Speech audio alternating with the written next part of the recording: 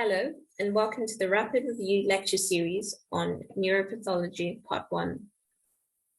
My name is Oluwaseemo A Osomo, and I'm a sixth-year medical student at the Second Faculty of Medicine, Charles University in Prague.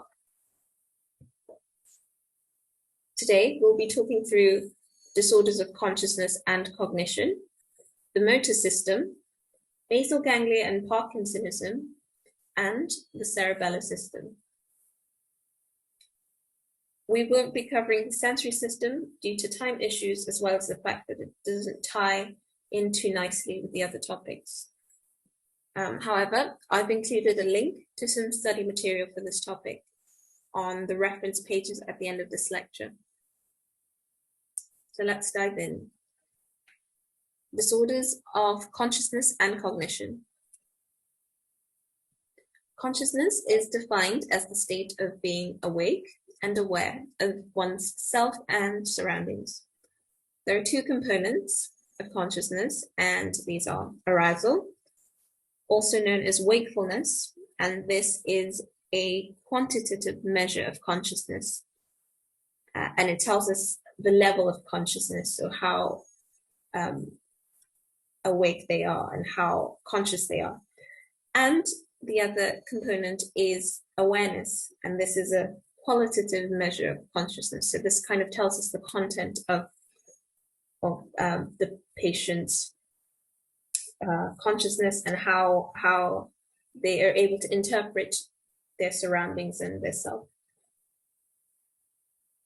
Arousal requires adequate functioning of the ascending reticular activating system, which is a series of nuclei that are present in the brainstem and which receive afferent information from down below, so from visceral organs, from receptors,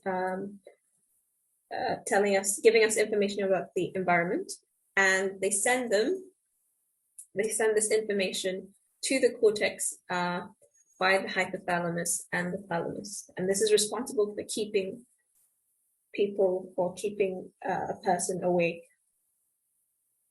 Awareness is based on the interaction between neurons in the cortex and subcortex, and basically they're responsible for processing complex information and about the environment and oneself. Looking at the picture on the right side of the slide, you can see that there's a dotted line which shows what parts of the brain are affected when there's problems with awareness and problems with arousal. You can see that the upper part of the brain, so the cerebral cortex, is responsible for movement and language. And so, for example, problems that cause diffuse involvement of the cerebral cortex, for example, diffuse hypoxia or hypoglycemia, for example, these can affect the awareness of the individual and could cause deficits in movement and language. However, the brainstem function might actually still be functioning properly. With problems with arousal, the main parts of the brain that are affected are in the brainstem, and these areas responsible for eye opening, flexion and extension, groaning, and also several autonomic functions such as heart rate, blood pressure, temperature, and all of these things. These have nuclei that are present in the brainstem, and so if there's a lesion of the brainstem, these are likely to be affected. So consciousness can be altered or diminished by several factors, and the three main factors that can, or the three main causes of disorders of consciousness are brainstem dysfunction. So anything that causes damage or injury to the brainstem, such as trauma, which is probably the most important cause of brainstem dysfunction. So, for example, if someone's been in an accident or fallen from a high building and has some injury to the brainstem, cervical fractures that are in this area, this can cause disorders of consciousness. Next, we have impairment of both cerebral hemispheres. So anything that causes diffuse involvement of the cortex, cerebral cortex. It's important to note that both are required for, both hemispheres need to be impaired for the disorders of consciousness to occur, because just one area might just cause mild neurological deficits. And finally, we have global depression of neuronal activity. And this basically means if there's a problem with the presence of substrate for metabolism of the neurons don't have enough ATP to continue their normal function, and this can reduce their neuronal activity, and this could also cause disorders of consciousness. Other things that could depress neuronal activity are, for example, the presence of toxins or hypoglycemia, as we mentioned already. Yes, so any of these factors could just cause a decreased level of activity by the neurons and problems with arousal and awareness. The main impairments are listed below. Lethargy, stupor, and obtundation are a series of terms that describe a person with impaired arousal and any sort of attention deficit. However, these terms mean slightly different things, and as such, they are very they're very unspecific and subjective. As a result, clinically or in clinical scenarios, we tend to use more quantitative measures, such as the Glasgow Coma Scale.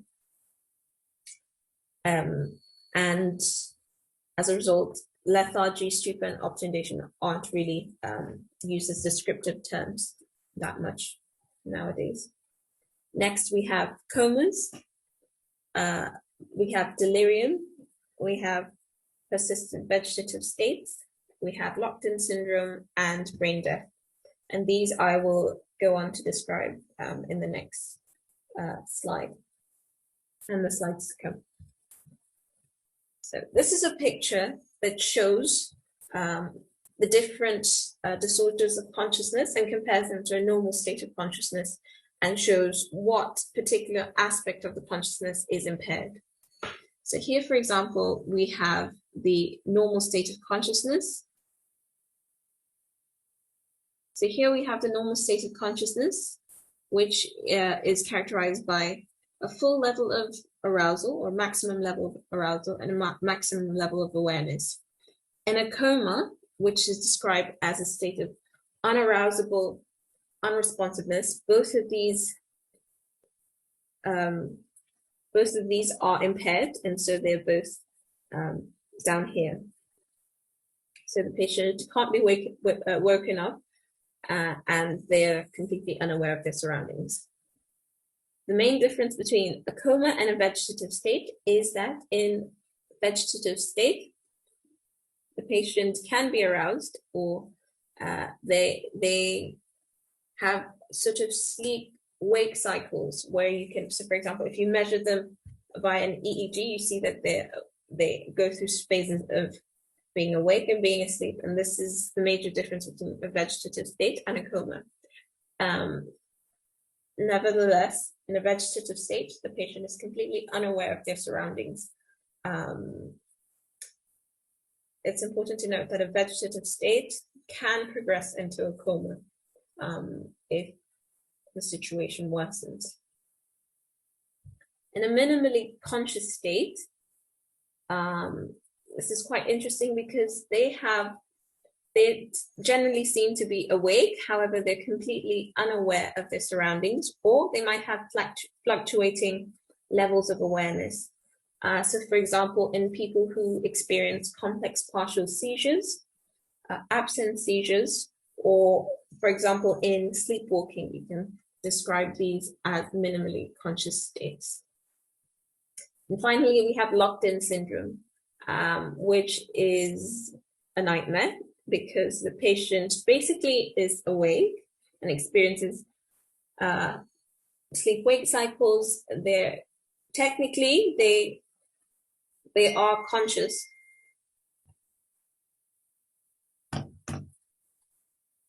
Technically, they are conscious. However, and they're aware of their surroundings and they can feel pain. However, unfortunately, due to any sort of damage to the ventral pons, which I'll be talking about in the next slide, they are unable to move and respond to this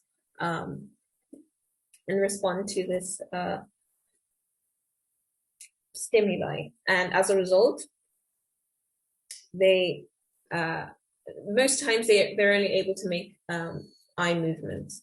And as a result, we've called this locked-in syndrome because the patient's basically fully aware, however, they are fully awake, however, they can't function, basically. And this graph just basically explains all of this in a nice picture. And so here we have the maximum state of consciousness, just someone who's awake, aware, and functioning normally. And as the states of wakefulness declines, so as the level of consciousness declines and the awareness declines, we see different aspects. So for example, if someone who's in locked-in syndrome is really, really close to being fully conscious, and it's almost the same basically, however, they just have problems with movement. Drowsiness is after that, light sleep and deep sleep, they all show decreasing levels of consciousness, and all the way down to a coma, which is, as we described, an unarousable, unresponsive state. Yeah. In comparison, we have minimally conscious states here, as well as the vegetative state, which have higher levels of consciousness, but lower levels of awareness.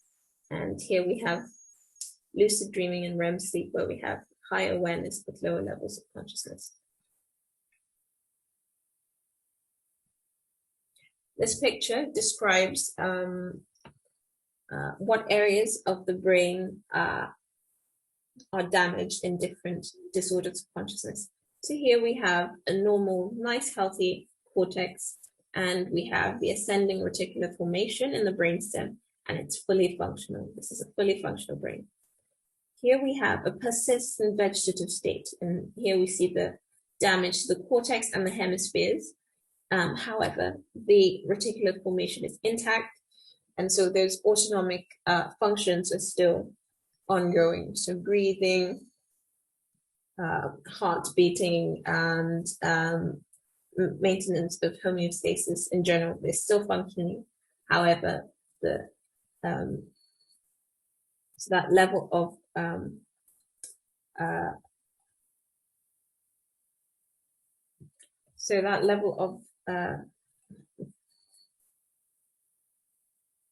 so the brain is basically not functioning at that stage. Here we have locked-in syndrome, when there's damage to the ventral pons, or the ventral pontine nuclei, which are responsible for movement, and we have an intact reticular formation and an intact cortex, and as a result, the patient is fully awake, fully aware, not able to move. And in brainstem death, we have irremediable damage to the brainstem, and this is not really compatible with life, basically, because the brainstem is responsible for many important functions. So breathing, heart or cardiovascular function, and so many other things, and this is not compatible with life. This is a nice picture to summarize everything we've already described. And I think it would be good to have a look at that, this table in your spare time. Maybe pause the video and write it down to just use as a summary. Great. So that was everything for disorders of consciousness. And now we move on to cognitive disorders. Cognitive disorders are a category form a category of mental health disorders that affect how a person is able to learn, how they're able to form memories, how they're able to perceive their environment and solve complex problems. There are four main categories of cognitive disorders. This includes delirium, which is a temporary qualitative change in consciousness or awareness. We have dementia, which is a progressive deterioration of brain function. We have amnesia, which is significant memory loss. And we have cognitive disorders that are not otherwise specified. And these are basically disorders which don't fit into any of the other categories. They're usually due to changes in the acute clinical state of the patient or due to substance abuse. And for example, if you have electrolyte disbalances or toxicity of certain types of medication, overdoses of certain illegal substances, these could all potentially fall into this category.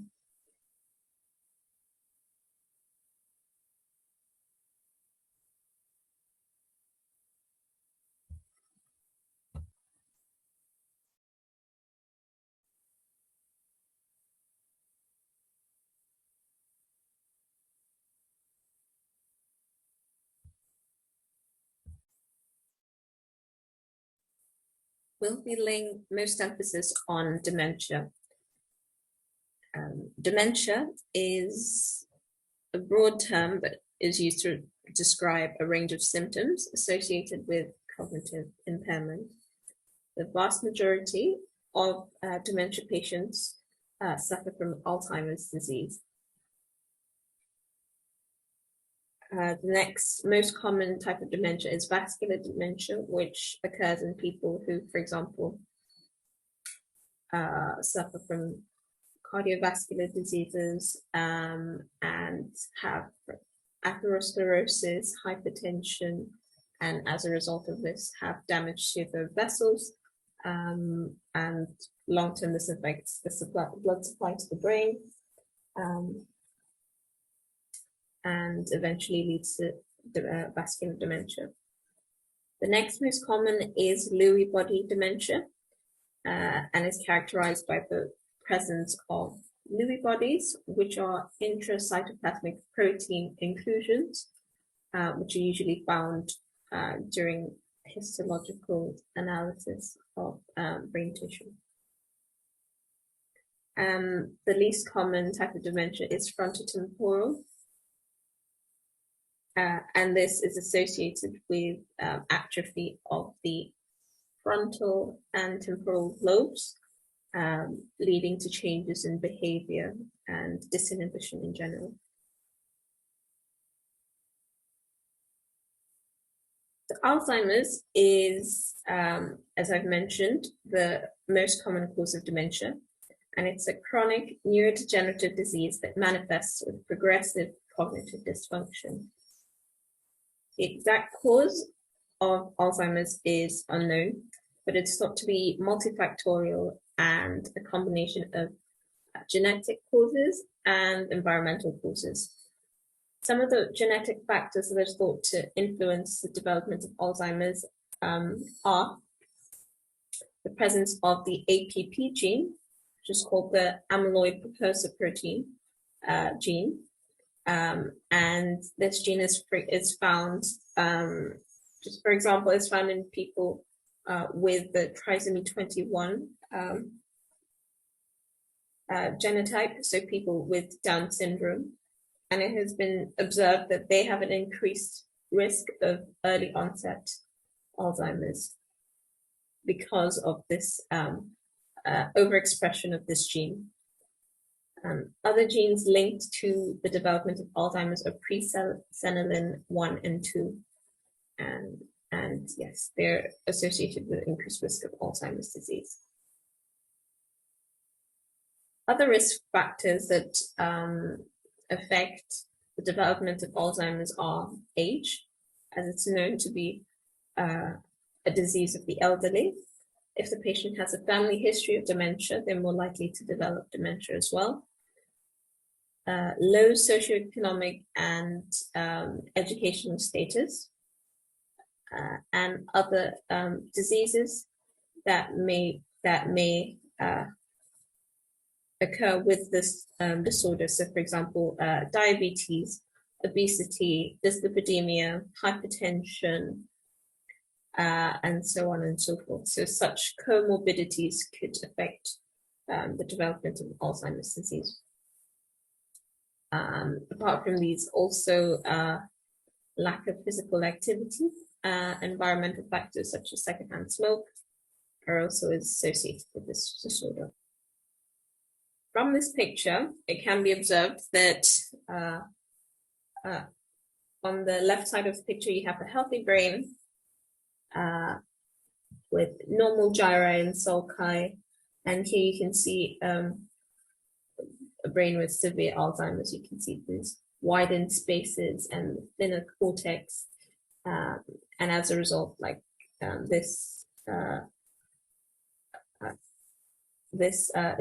leads to the development, or this leads to the symptoms that are associated with Alzheimer's disease.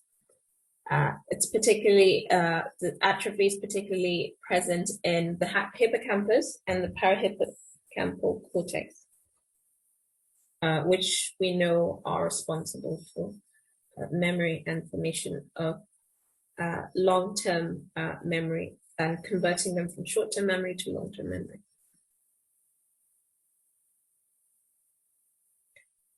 So what are the symptoms? The most common symptom is short-term memory loss. And this is one of the most important cognitive symptoms. Others include attention deficits, problems with reasoning, problems with orientation in place, space, time. So the person might not know where they are, who they are, what time it is, and you can assess all this via a mini mental state examination.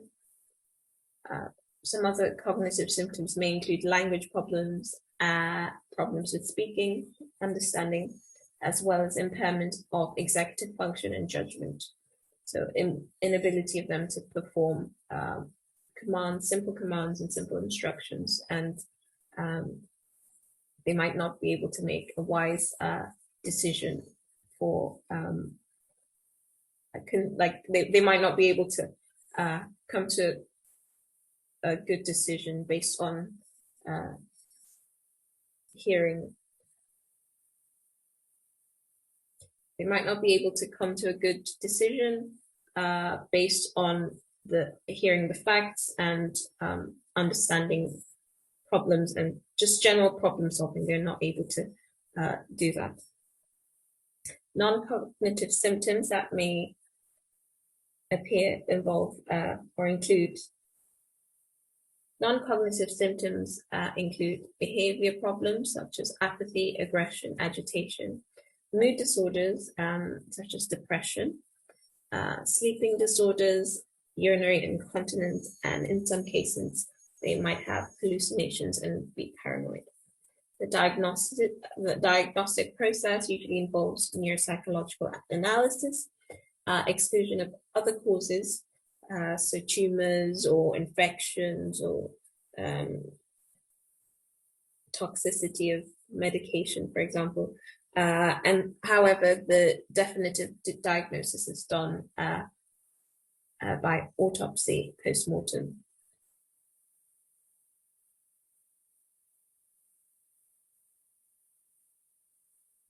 what are the treatment methods? So for this disease, there's no curative therapy. We only try to manage the symptoms as they appear. So one of the problems of Alzheimer's is there's a decrease in acetylcholine.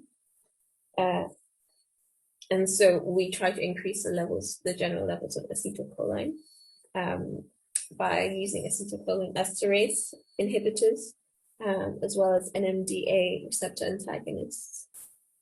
Lifestyle modifications such as having a regular sleep pattern, and making sure the patient is in a familiar environment and has regular exercise, and these sorts of things make life more pleasant and doable for this patient.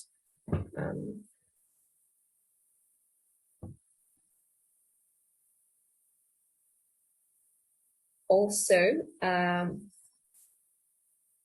cognitive training is really important because it maintains brain activity and helps to train the neurons and keep them active.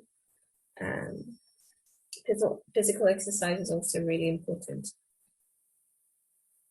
We also have to treat any associated neuropsychiatric symptoms such as hallucinations or depression with their corresponding pharmacological treatments.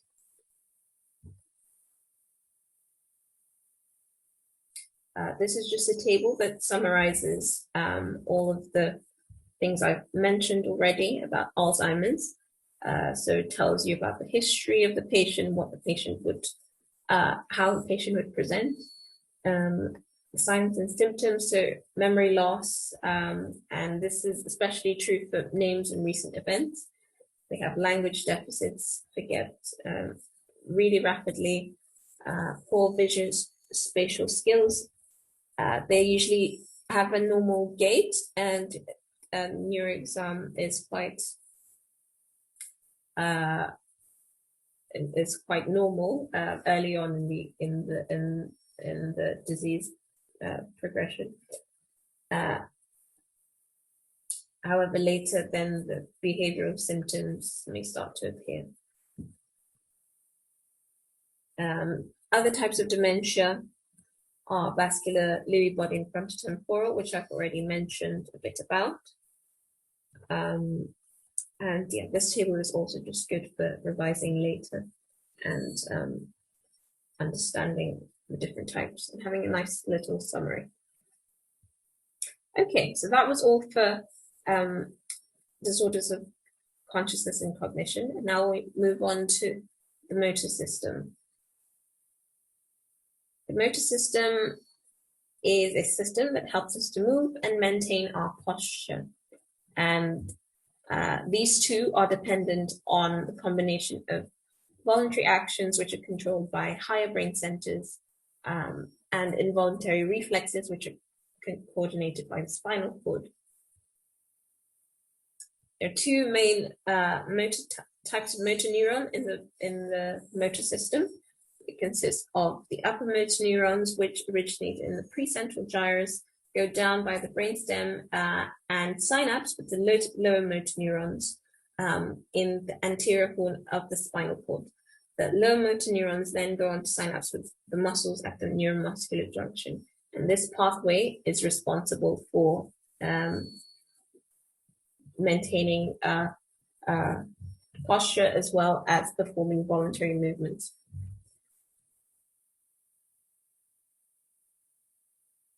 This is just a quick summary of what happens when you have an upper motor neuron injury and when you have a lower motor neuron injury.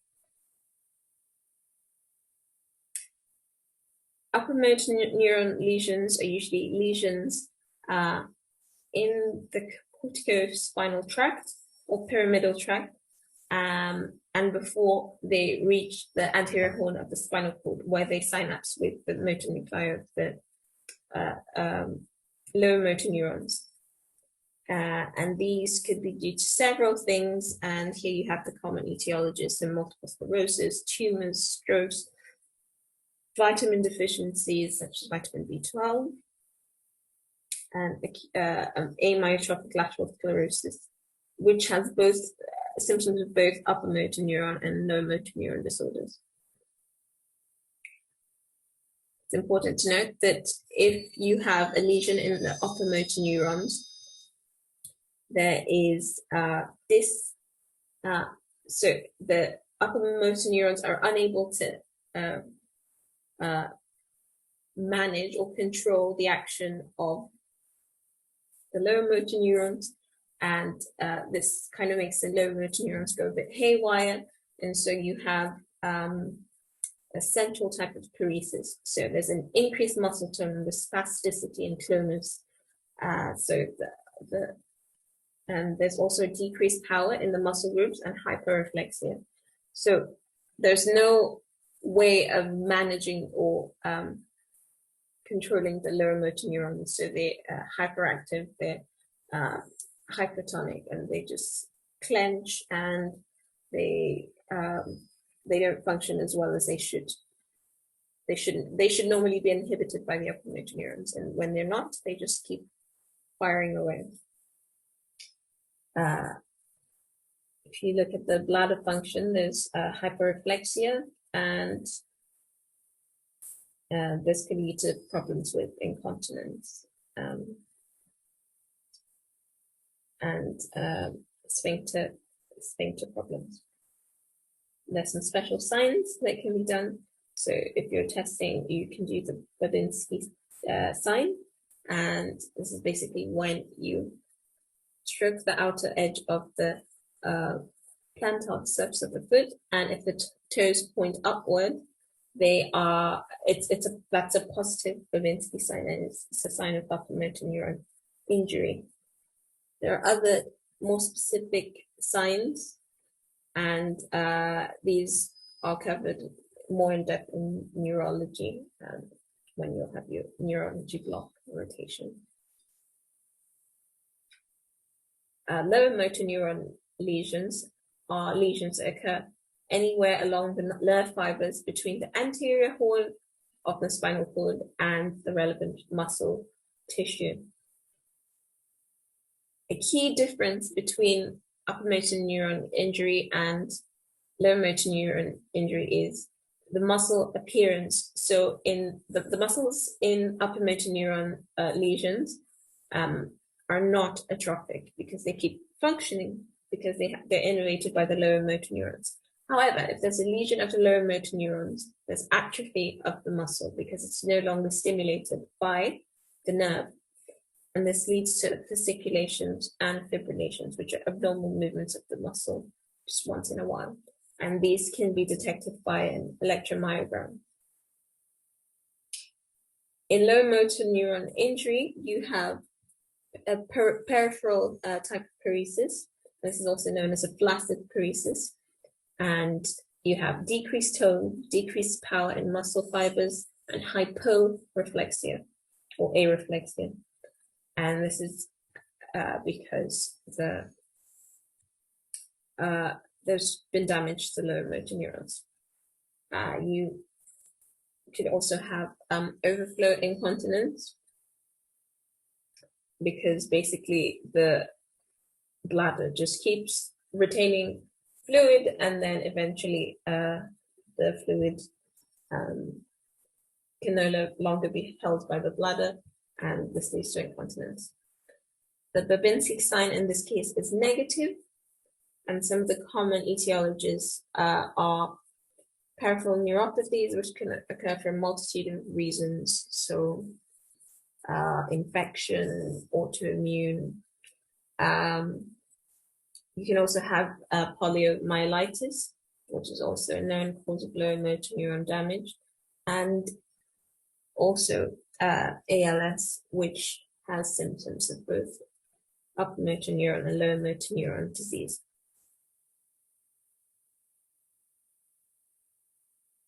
That was it for the motor system.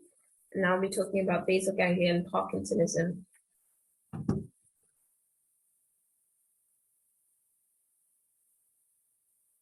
Basal ganglia are nuclei that are found deep within the telencephalon, and they function as brain structures that help with planning, executing smooth movements.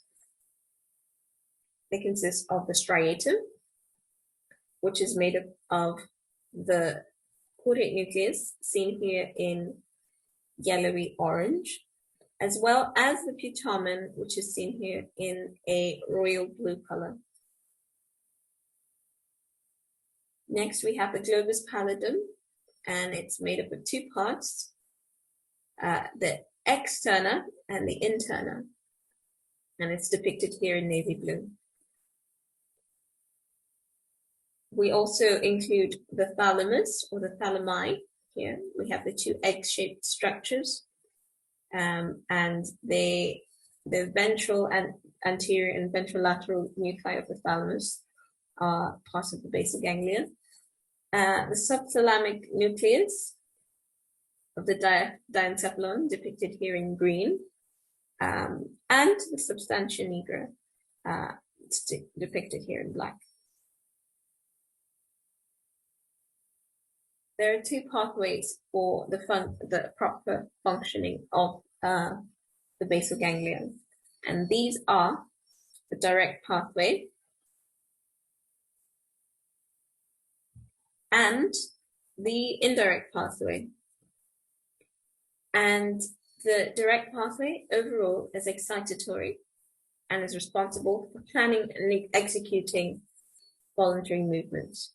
So if you have a cup of tea on the table and you'd like to take a sip, the direct pathway is responsible for helping you stretch out your arm, pick up the cup, and put it towards your lips to take a sip. The indirect pathway is overall inhibitory, and it basically refines movements during their execution. So, in the case of taking a sip of tea, this pathway would prevent the mug from wobbling and you from spilling the tea, and it allows you to have a nice smooth motion and take a sip of tea. There are three main neurotransmitters within this circuit, and these are glutamate, which is excitatory and used mainly in the direct pathway, and communication between the cortex and the parts of the basal ganglia. And there's also GABA, which is inhibitory, which is the main neurotransmitter within the structures of the basal ganglia. And we have dopamine, which can be either excitatory or inhibitory, depending on what receptors it's acting on. So if it's acting on D1 receptors via the direct pathway, it's excitatory. And if it's acting on D2 receptors on the indirect pathway, it's inhibitory. Some disorders of the basal ganglia could cause problems with maintaining postural support. They could cause Hemiballismus, Parkinsonism, and Huntingtons disease. And I'll be talking about these a bit later. The disorders of the basal ganglia. These are also referred to as extrapyramidal disorders because they occur outside of the corticospinal and corticobulbar tract. And there are two main classes. We have dyskinesias, which are abnormal involuntary movements, and achonesias, which are abnormal involuntary posturing. Dyskinesias, as listed below, include resting tremors. So a resting tremor is typical for Parkinson's disease, and it's a tremor that occurs while the patient is not performing any action, and sometimes you can hear it being called the pill rolling tremor. So when the patient isn't doing much, this tremor exists, and when they start a movement, this tremor decreases. It's very important to distinguish this from an intention tremor, which occurs in cerebellar disorders, and I'll be talking about that later. In cerebellar disorders, this intention tremor worsens with performing the movement. Apoptosis is another type of dyskinesia, and it is basically, it refers to like writhing movements that are quite unusual and occur when there are lesions in the basal ganglia.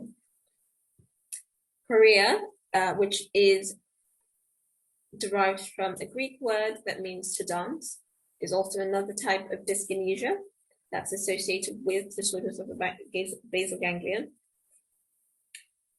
And Hemiballismus is another type of dyskinesia, and this presents as large, involuntary, ballistic movements that occur usually on one side of the body, and so they're usually called it's usually called hemiballismus. Tardive dyskinesia is a type of dyskinesia that occurs after using certain types of medication, such as antipsychotics, typical antipsychotics, and it usually involves strange movements, involuntary movements of the face, head and face, and the upper body. Achynesias include rigidity, which means stiffness, dystonia, which is a combination of the activation of several different muscles, which present as strange posturing in the patient, and bradykinesia, which is a poverty of movement, and bradykinesia is typical for Parkinson's disease and Parkinsonism. So I'll be talking about Parkinsonism, and this is a syndrome that's characterized by bradykinesia with or without arresting tremor and rigidity. There are several types of or causes of Parkinsonism. We have idiopathic, or the classic type. We have secondary Parkinsonism, which occurs due to other causes, secondary to several different things, such as drugs, most especially drugs, and I'll be listing the others in slides to come. And we have the atypical presentation of Parkinsonism, which is also known as Parkinson plus syndrome. Here we have a picture of an old man with the different symptoms that are found in the patient that has Parkinsonism. So you have the tremor, you have a mask-like face due to reduced movements. You have flexed arms and wrists, and the patients usually have a reduced arm swing, so they don't move as well as people who don't swing their arms while walking as much. You have a stooped posture, and there's rigidity, and the steps are very short and described as shuffling steps. So idiopathic Parkinsonism, also known as Parkinson's disease, this is primarily due to degeneration of dopamine-producing neurons in the substantia nigra, and more specifically, the substantia nigra compacta, pars compacta, and this reduces the effect on the direct pathway, and this leads to reduced motor function. Regarding the epidemiology, men and women are affected equally, and there's a peak age of occurrence of between 50 to 60 years of age. Main symptoms include arresting tremor, rigidity, akinesia, and postural instability, which presents frequently as falls, which can be quite problematic in elderly patients. Some of the common symptoms that occur early on are myalgia and arthralgia, pain in the muscles and the joints, hyposmia, problems with detecting smells, depression, and obstipation, problems with gastrointestinal problems. They have a normal life expectancy if they're treated well. However, they're likely to become dependent on carers and unable to perform activities of daily living on their own. So as I've mentioned already, some of the symptoms are shown here. So we have the resting tremor, we have the instability, hypomimia, so a mask-like face, stooped posture, reduced arm swing, bradykinesia, shuffling, and short-stepped gait. Secondary Parkinsonism arises due to several reasons, and some of these are from drugs such as antipsychotics, especially the typical type, such as haloperidol, some antiemetics like metoclopramide, calcium channel blockers, valproate, and lithium. It could also be due to metabolic disorders, such as Wilson's disease, which is a disease where there's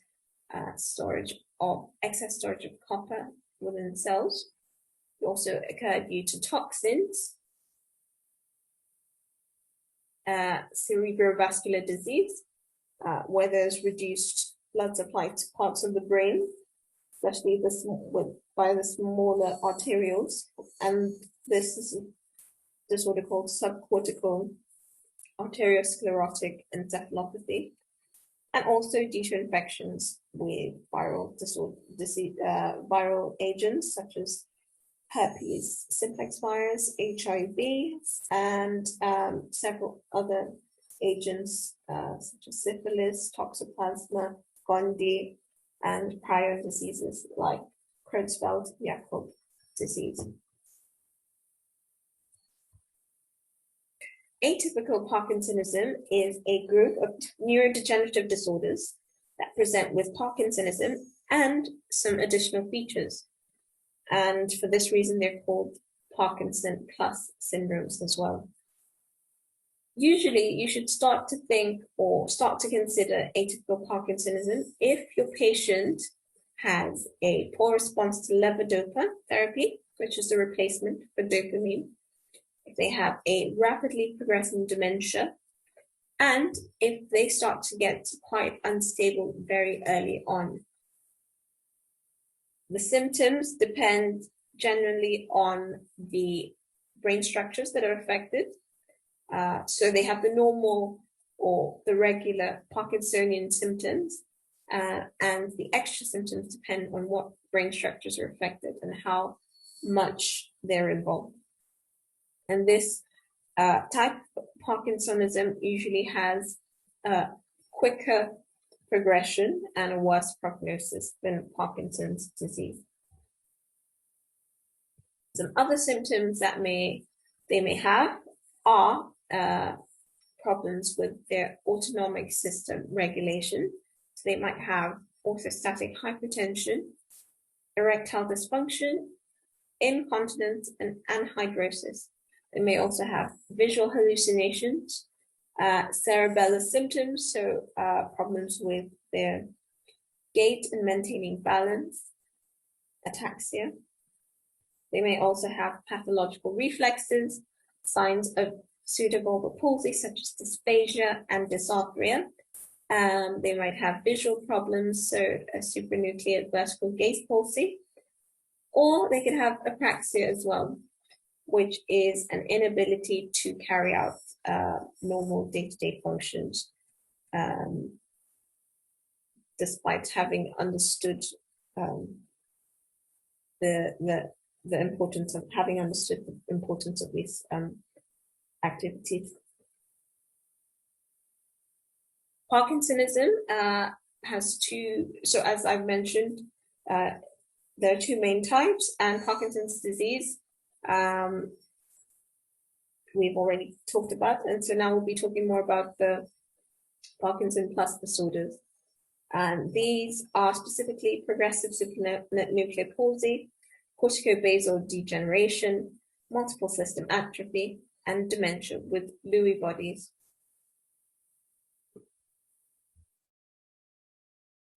So when we talk about the Parkinson plus disorders and their differential diagnosis, first of all, it's important to mention that all of these disorders have the normal symptoms of Parkinsonism.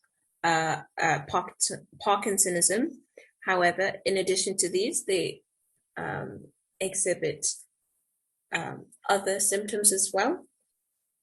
So progressive supranuclear palsy is a disorder that results from, occurs as a result of neuronal loss and gliosis, particularly within the basal ganglia, in the thalamic nuclei, and the brainstem.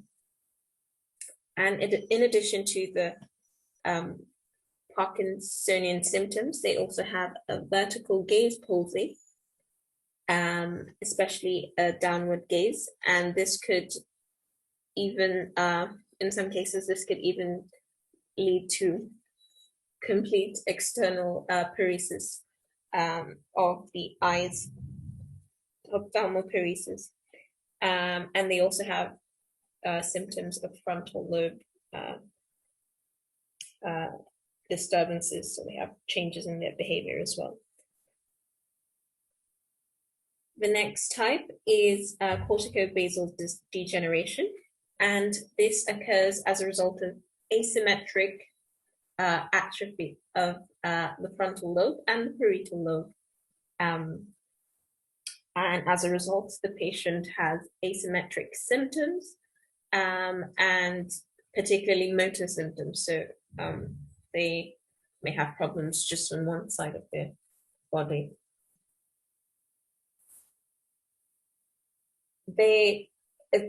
This disorder is also known for having the alien limb phenomenon, which is a phenomenon where the patient describes themselves as not feeling a particular limb, and it feels as if the limb belongs to someone else, which is a very interesting way to describe this sensation.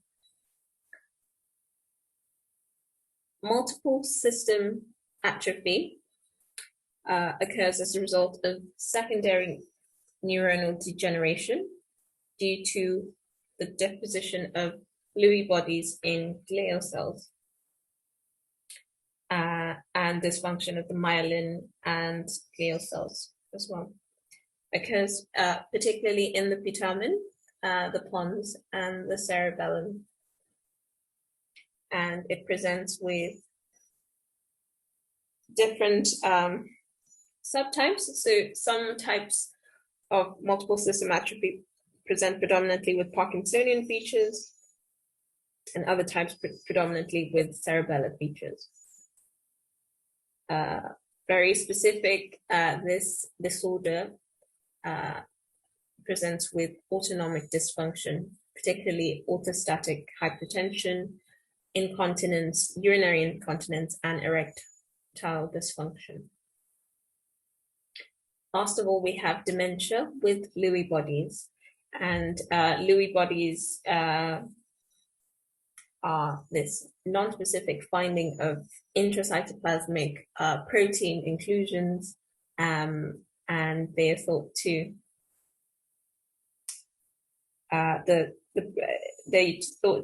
cause cerebral atrophy. In this type of dementia, you also have the presence of amyloid plaques and neurofibrillary tangles. Usually occurs throughout the brain, particularly in the frontal and temporal lobes. And yes, there's neuronal degeneration. The clinical presentation is more variable than in other types of dementia, but it's particularly important that these patients have additional symptoms, so plus symptoms, so visual hallucinations and episodes of paranoia. They also have frequent falls and may have sleep disorders as well.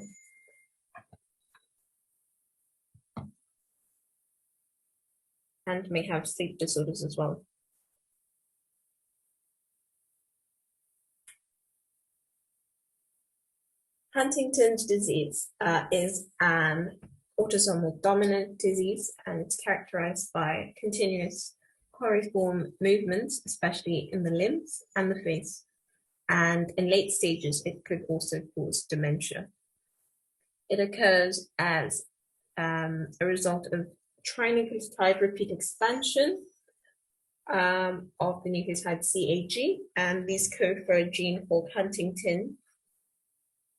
And this gene, the function of this gene is actually unknown. However, this repeat expansion is associated with neurotoxicity and destruction of neurons in the indirect pathway. And this reduces the inhibition of the involuntary movement. So if we remember that the indirect pathway stops the wobbling, and so if there's reduced inhibition of the involuntary movement, this leads to extra movements that are not planned, so extrapyramidal symptoms.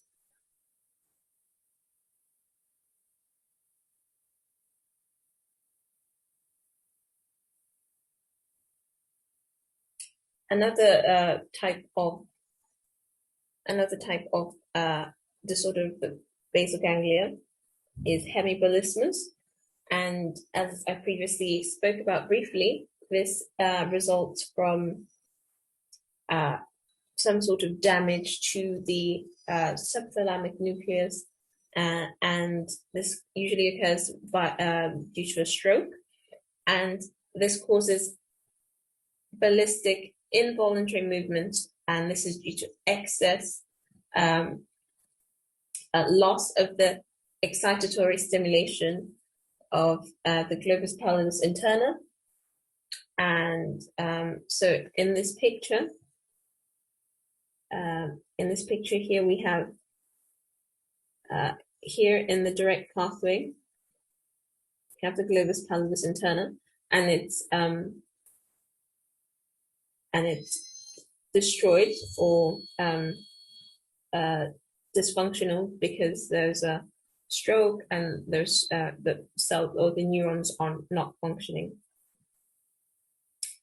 And as a result of that, there's reduced inhibition of the thalamus, and the thalamus keeps on firing and causing extra movements by sending these signals to the cortex. It's important to note that these movements occur on the contralateral side.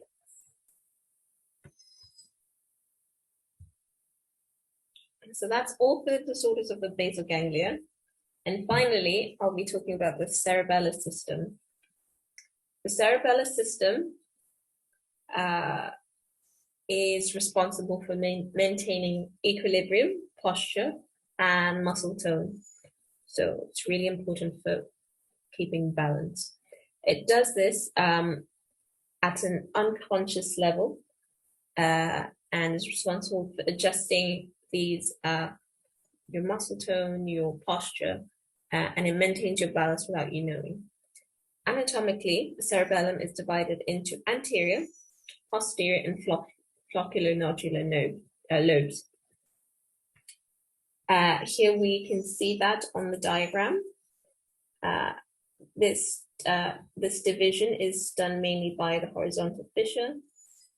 So here you have the posterior lobe, here you have the anterior lobe, and here you have the primary fissure as well. And here you have the flocculonodular lobe. Functionally, the cerebellum is divided into three main parts: the archicerebellum, the paleocerebellum, and the neocerebellum. And you can, in this picture, these are color-coded. So the arcuate cerebellum is in green, specifically the flocculonodular lobe, and it's responsible for maintaining balance. The paleocerebellum, which is denoted in blue, and the neocerebellum, which is noted in pink. It's the rest of the cerebellar hemisphere. And it's responsible for muscle coordination and determines the trajectory, the speed, and the force of movements. Cerebellar disorders have different reasons for occurring, and these can be divided mainly into two main parts, so acute and subacute or chronic. Acutely, if there's an infarction or a trans-ischemic attack, this could affect the cerebellum and lead to dysfunction. Also, if you have problems with head trauma or edema or hemorrhage, these types of injury or damage, they lead to an increase in intracranial pressure and compression, and these can also have an effect on the cerebellar function. Some infections could cause cerebellar disorders, and they're usually viral infections, so acute post-viral cerebellitis, and some types of medication, some toxins, and some poisons could also cause cerebellar disorder. Within the subacute and chronic types, the most important is alcoholism.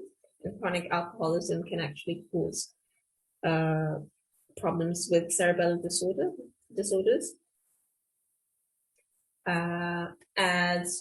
because it leads to degeneration of the cerebellar cortex and structures.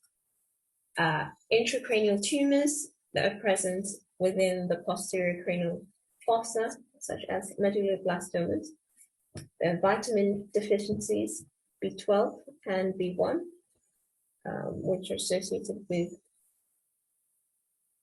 celiac disease and alcoholism, respectively.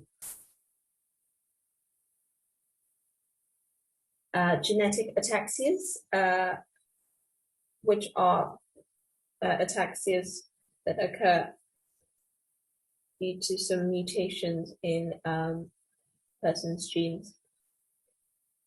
And these include spinocerebellar ataxia, Friedreich's ataxia, and ataxia telangiectasia. Cerebellar degeneration that occurs as a result of tumors and in paraneoplastic syndromes. Multiple sclerosis, which is a disorder where you have demyelination, and this demyelination can happen in the cerebellum, where you would have the cerebellar symptomatology. And Wilson's disease, which is